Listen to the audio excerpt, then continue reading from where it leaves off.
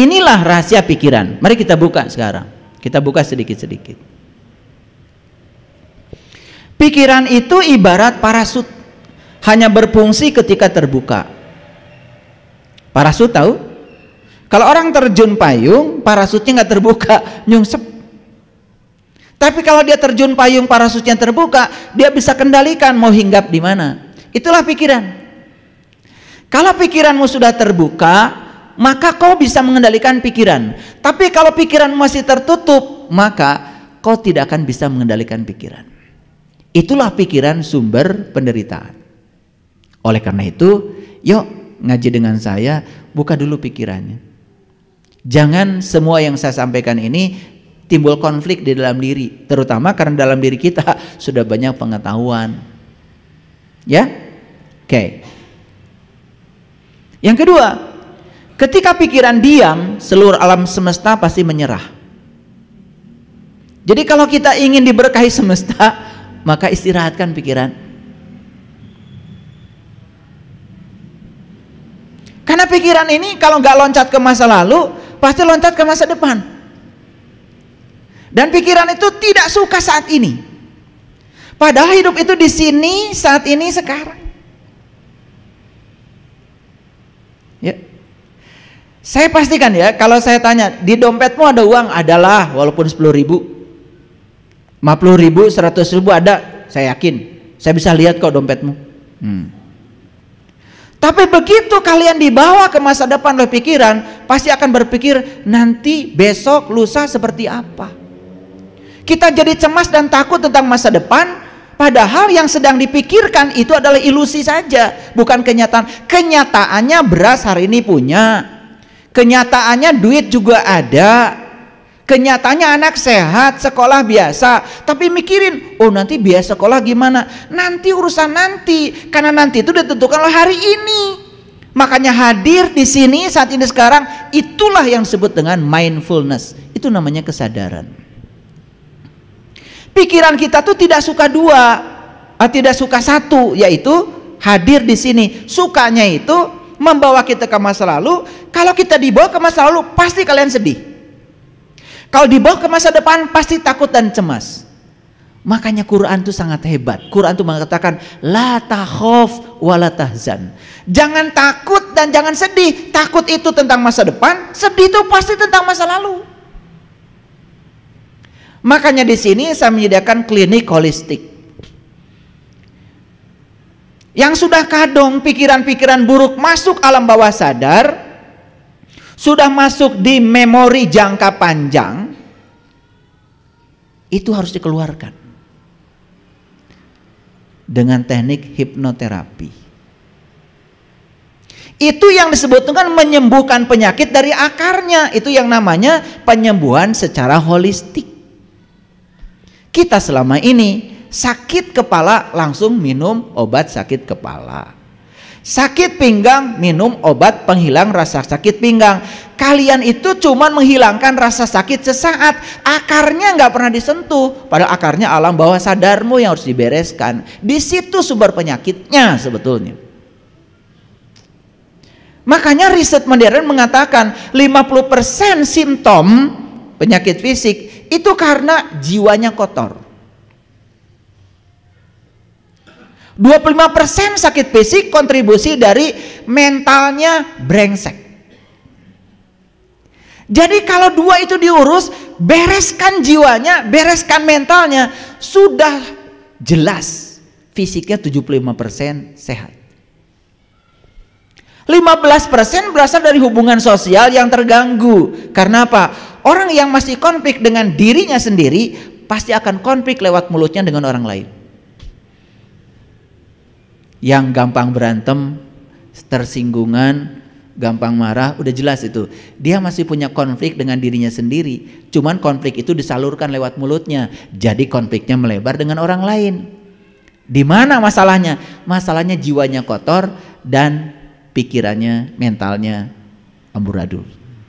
Hubungan sosial jadi terganggu. Ketika hubungan sosial terganggu, 15% tubuh fisiknya akan sakit.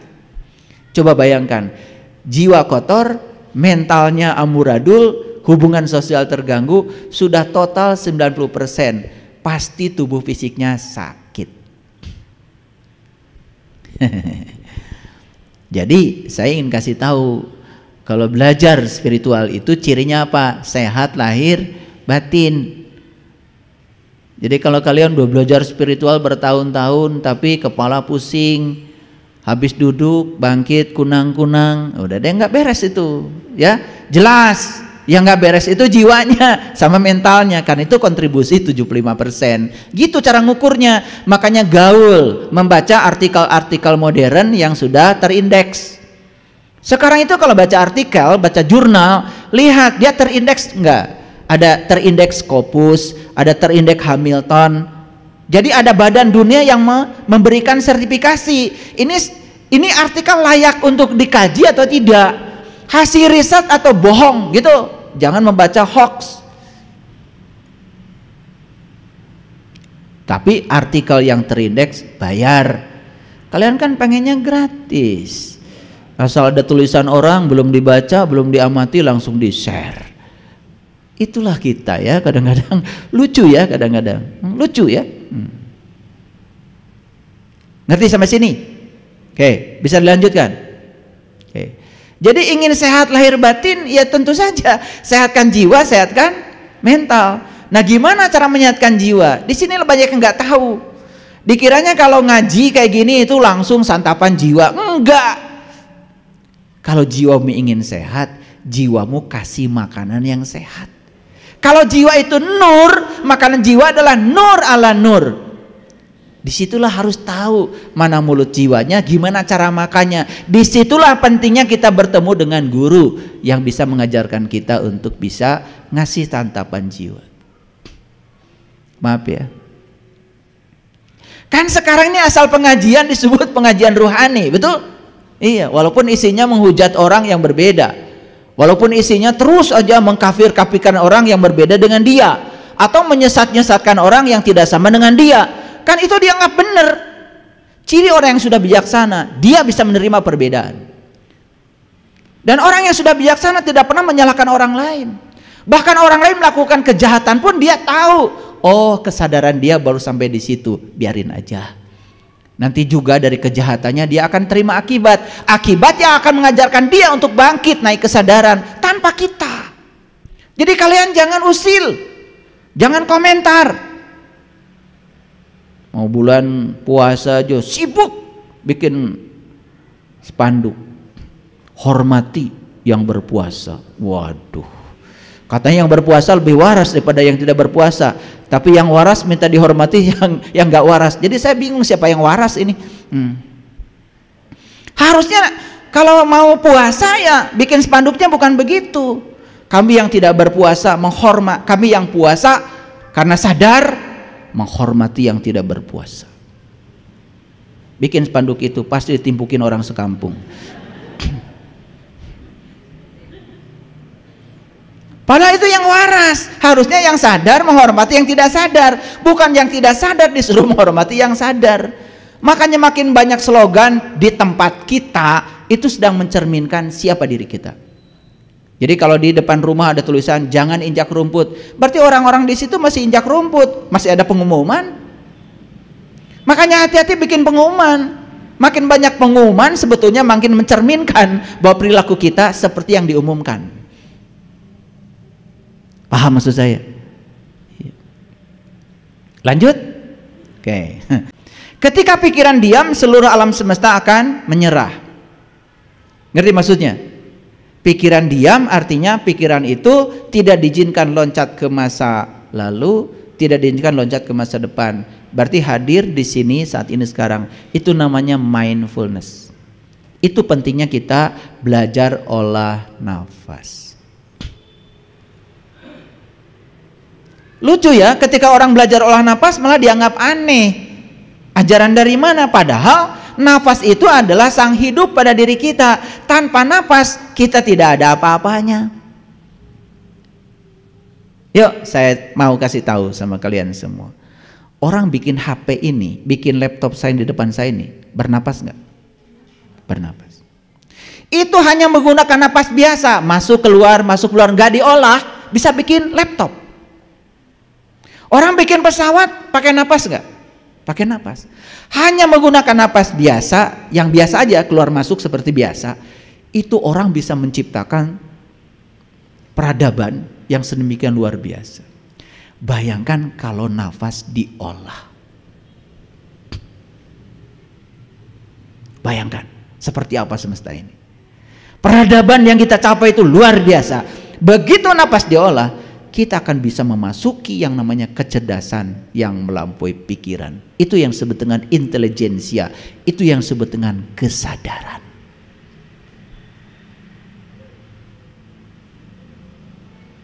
Makanya Rama pernah kehilangan Sinta, karena Sinta dicuri oleh Rahwana. Pernah tahu cerita itu kan? Siapa Rama? Nih Rama tuh kita. Siapa Sinta? Sinta tuh kesadaran yang ada pada kita. Siapa Rahwana? Rahwana tuh pikiran kita. Karena kesadaran dicuri oleh pikiran kita, makanya Rahwana disebut Dasamuka. Dasamuka itu 10 wajah. Makanya orang yang selalu dikendalikan pikirannya selalu 10 wajah, pura-pura baik, pura-pura bahagia, pura-pura soleh, pura-pura suci, padahal enggak. Nih kalau lagi gini di masjid nih, semua kan kelihatan seperti sabar. Pakai peci kelihatan seperti soleh. Pakai baju takwa kelihatan seperti takwa. Betul? Jadi sebetulnya ketika kalian sedang duduk begini dengerin saya, kalian itu sedang menjadi diri kalian yang lain, bukan aslinya. Aslinya kalian itu di rumah, di jalan, waktu kalian nyolot ketika mobilnya kesenggol, ketika kalian pijit klakson kenceng-kenceng ketika angkot sedang menurunkan penumpang, itulah kamu. Di sini nggak pijit klakson.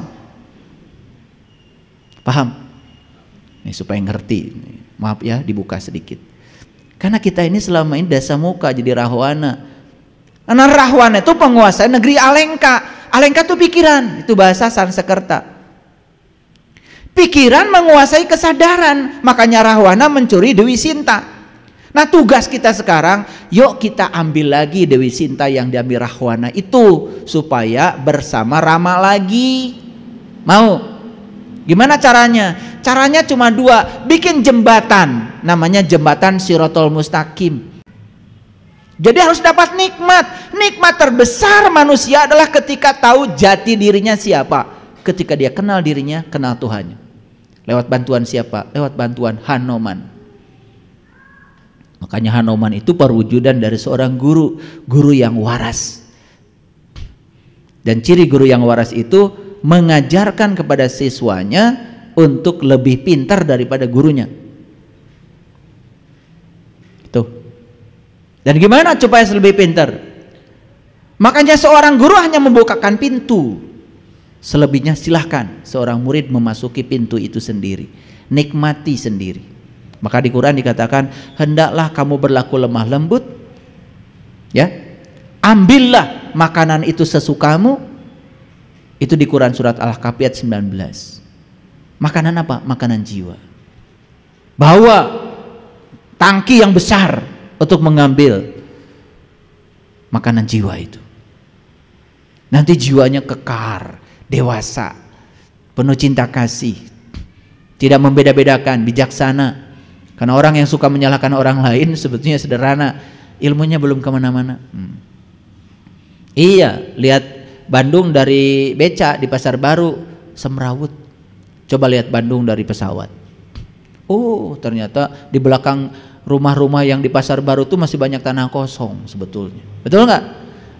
Melihat dari ketinggian selalu lebih luas, tapi melihat dari tempat yang sempit selalu sempit. Makanya orang yang suka menyalahkan orang lain itu karena dia masih melihat di tempat sempit. Pengetahuannya sempit, belajar enggak, nyalahin orang. Karena kita sudah terbiasa dari dulu diajarkan menyalahkan orang. Tapi menyalahkan diri sendiri tidak ada pelajarannya. Akibatnya kita menjadi orang yang tidak tahu diri. Untuk bahagia saja kita perlu mengkondisikan orang lain seperti yang kita mau. Aduh, mohon maaf ya, tolol banget. Ya ingin bahagia, bahagia saja. Orang lain melakukan apa ya jangan kamu pedulikan. Karena kamu tidak punya kuasa untuk mengendalikan siapapun. Kamu hanya punya kuasa mengendalikan dirimu sendiri. Repot banget sih. Mau nyalakan lampu, yang penting tahu saklarnya taruh di mana, kan gitu. Begitu tahu saklarnya, cek, langsung lampu nyala. Bahagia itu mau sekarang aja. Makanya orang bijak mengatakan, kalau kamu ingin bahagia, berbahagialah sekarang. Nggak usah nunggu apa-apa. Wah, saya nanti akan bahagia kalau rumah saya sudah selesai. Belum tentu umurmu sampai rumahmu selesai. Saya akan bahagia kalau perusahaan saya maju. Belum tentu umurmu sampai perusahaan maju. Kalau mau bahagia sekarang aja. Mau mati dalam keadaan menderita karena perusahaannya belum maju begitu? Bodoh banget. Mau bahagia sekarang aja. Gampang kok. Ngaji dengan saya gampang. Mau bahagia sekarang aja. Ya, nggak usah nunggu nanti. Anda mengendalikan pikiran sendiri atau pikiran yang mengendalikan Anda? Nah, lihat saya semua. Kebanyakan manusia itu bukan mengendalikan pikiran, tapi ia dikendalikan oleh pikiran. Ini penting ini sumber kesehatan. Kalau kita sudah bisa mengendalikan pikiran, aduh, sehat lahir batin. Ini ilmu yang sangat luar biasa ini. Saking luar biasanya gratis. Jadi cinta itu harus kita ambil lagi. Syaratnya bikin jembatan Shiratal Mustaqim, harus minta bantuan Hanoman supaya cinta diambil lagi dan kemudian menyatu kembali dengan Rama. Nah, ketika sudah menyatu dengan Rama, maka sang kesadaran akan menjadi majikan dan kemudian pikiran akan menjadi pelayan yang terbaik, baru hidupnya penuh dengan kedamaian. Kita selama ini mencari kedamaian keluar dari diri kita, bukan memperbaiki ke dalam. Ya, mohon maaf. Karena kita belajar sama orang yang tidak sadar, ya bukan tambah sadar, ya tambah nggak sadar, betul nggak? Baca ini 100 kali, baca ini 100 kali, terus aja, ya habis waktu, ya kan? Ingin kaya, baca surat Al-Kahfi tiap pagi 7 kali, ya bukan kaya, sengsara. Orang udah kerja dia masih baca surat aja terus, betul nggak? Belangsak. Dan percaya lagi sama yang gitu-gitu ya. Dia jadi sendiri yang nyuruhnya miskin, nggak punya duit. Motor aja nyicil diambil leasing. Udah gitu ngajarin begitu. Kalian tuh kadang-kadang suka aneh ya. Pengen kaya, cari dukun. Dukunnya aja tinggal di saung, pinggir hutan, tanah aja nggak punya, saung juga punya siapa? Ngajarin kaya. Ya Allah. Coba waras sedikit ya. Makanya saya sama kadang-kadang suka bergurau saya sama murid-murid saya. Kamu itu bikin malu aja. Kenapa ayah? Ke rumah saya jangan pakai mobil jelek itu. Maaf ayah, padahal saya cuma bergurau aja. Besoknya dia bawa mobil bagus. Gimana nih mobil? Nyicil ayah. Bagus. Mobil siapa ini? Mobil saya. Bukan, mobil Allah. Kamu dikasih hak guna pakai. Insya Allah nanti yang nyicil Allah, karena Allah yang punya. Saya bilang, oh gitu ayah. Ya. Udah masih tahu lagi sama saya. Alhamdulillah tiap bulan tepat waktu cicilannya. Gitu. Karena pikiran, betul nggak? Iya. Kayaknya saya suka bergurau ya. Ketemu saya, kamu aduh itu sepeda motor udah kayak gitu masih dipakai, sepatu butut, janganlah. Saya bergurau aja supaya katanya Tuhannya maha kaya lah, kamu kayak gitu. Tuhan kamu yang mana? Ya, makan minum kopi aja kamu susah. Ini antara pikiran, kata-kata dan perbuatan harus selaras, ya kan? Iya, kan kita sering dengar tuh ya orang-orang yang menghujat ya, kadang-kadang di rumah suci menghujat orang lain yang ngurusi dunia. Wah itu terlalu duniawi, sampai nggak ingat akhirat. Tapi giliran dia bangun masjid kan minta sama dia. Gimana sih kamu ini? Betul nggak? Iya. Yang sekarang ngaji bagus, Yang sekarang nggak ngaji karena orang tuanya sakit, bagus. Kalian bisa datang di sini, bagus. Yang sekarang sedang kerja karena nggak punya makanan, bagus. Kalian juga ada di sini karena kalian punya beras cukup kan di rumah.